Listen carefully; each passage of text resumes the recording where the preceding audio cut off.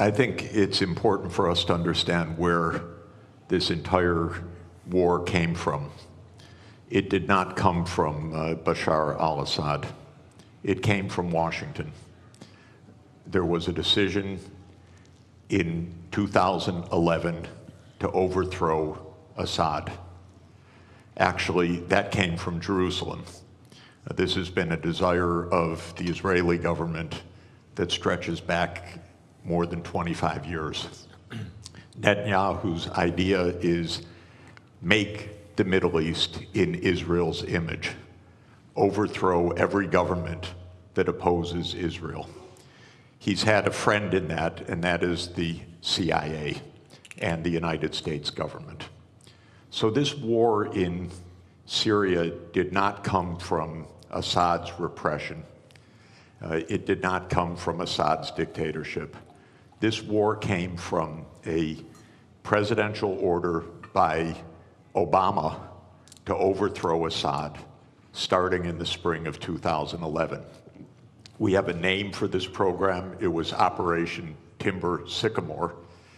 The United States, together with other countries in this region, trained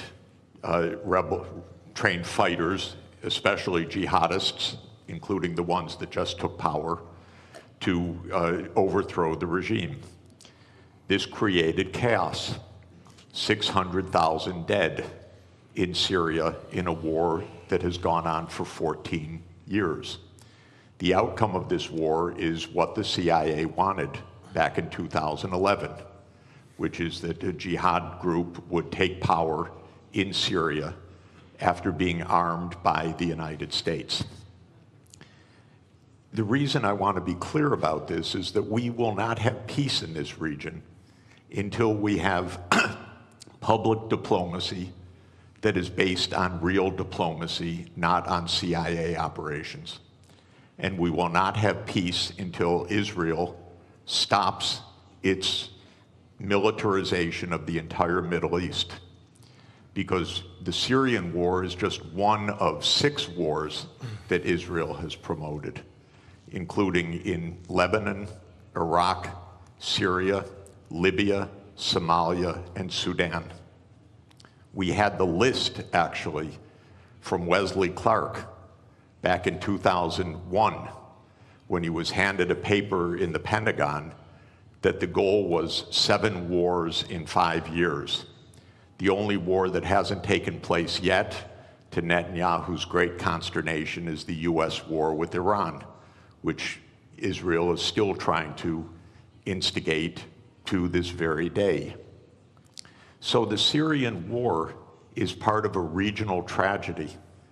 We have tragedy in Gaza, the West Bank, Lebanon, Syria, Iraq, Sudan, South Sudan, and Libya that I put at the hands of the United States government and its ally Israel, because none of these wars had to happen. These were all wars of choice. They were all wars that came from the idea of regime change operations, that the United States would determine which regimes operate in which countries. We'll never have peace in this region if outside imperial powers like the United States are dictating the terms to this region.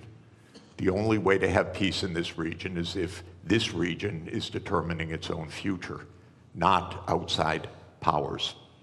And Israel could never do these wars on its own. These are American wars. America provides the financing, it provides the military backup, it provides the naval support, it provides the intelligence operations, it provides the munitions. Israel couldn't fight for 1 day without the United States backing. Israel could not be committing a genocide in Gaza without the United States' full operational complicity. I don't mean political complicity, I mean direct, daily operational complicity. This has to end.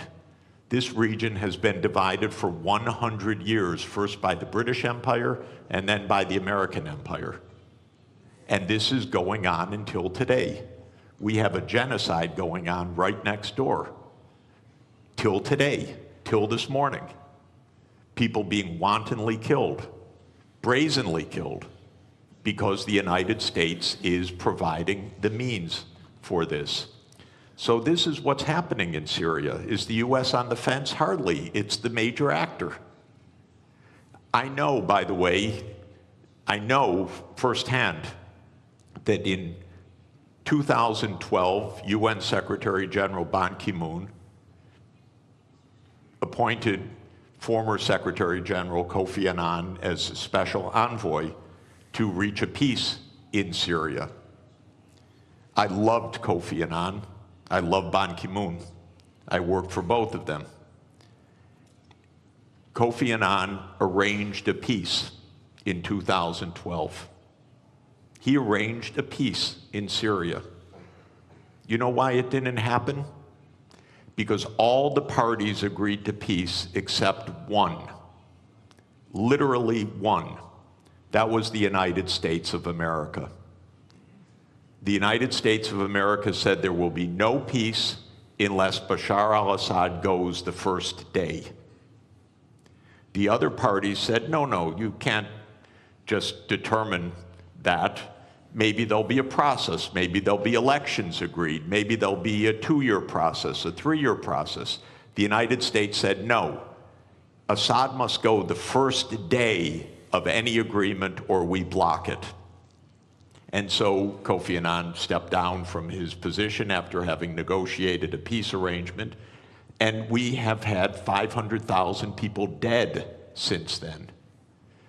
We should not allow this kind of criminality to be normal. This region has been at war nonstop for 30 years. Actually, I would say for at least 57 years since the Six-Day War, because there has been no honest accounting of international law, no honest diplomacy. It's been militarization all the way through. And we could have peace immediately in this region. All that is required, in my view, is the United States change its veto of Palestine as the 194th UN member state, because on that basis, all the region would normalize relations and the wars all across this region would stop. But Israel has had control over US policy, and it says no. It wants greater Israel. It wants Israel in Syria. It wants Israel in Lebanon. It wants Israel in the West Bank. It wants Israel in East Jerusalem. It wants Israel in Gaza. And until that stops, we're not going to have peace. So is the US on the fence? Of course not. It's the major protagonist of this whole war and has been for the last 14 years. I am not discussing the agency of the Syrian people. I'm discussing the opposite. Do not be naive. Do not think that 600,000 people died because of Assad and the protesters. This was a war. Wars are expensive. They require billions of dollars. They require armaments. And I'm not talking about a conspiracy theory. I'm talking about a conspiracy. And you should know. Everybody go look up Operation Timber Sycamore. Understand what happened in your region. And if you think that calling in the CIA is going to do the bidding of agency in this region, you are sadly mistaken.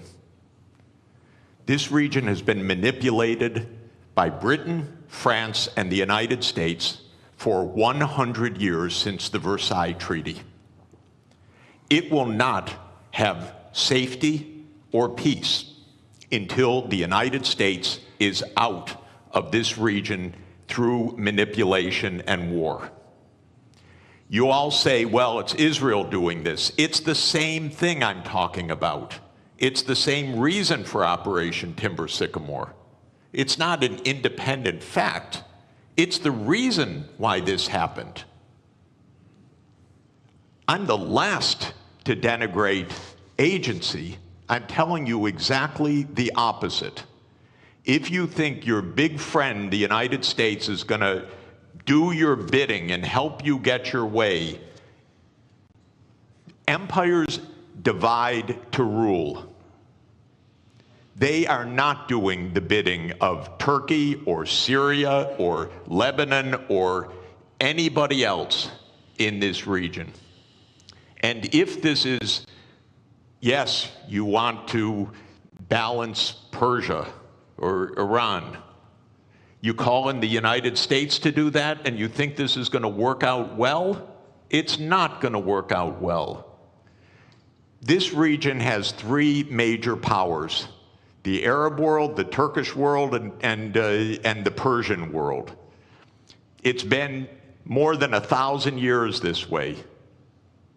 I said to Iranian diplomats that Iran has been 5,000 years. I was corrected, 7,000 years. It's a long story. You don't need the United States to pull the chestnuts out of the fire. And don't believe that this happened because of agency of the Syrian people. I'm sorry, I'm not denigrating the Syrian people, just the opposite. I know what happened. I know what my country does. I suspect most of you do too. And it should not be ignored, because the wars are going to continue until we have real agency, not pseudo-agency. And by the way, there is no international community. We're trying to make one, but it doesn't exist right now. That's the tragedy in this world. There is no community. There are interests. There are militaries. There are regime change operations. This is not community. We need real community. And by the way, I give every day my volunteer time to the UN for 25 years because I believe in it. It's my life commitment.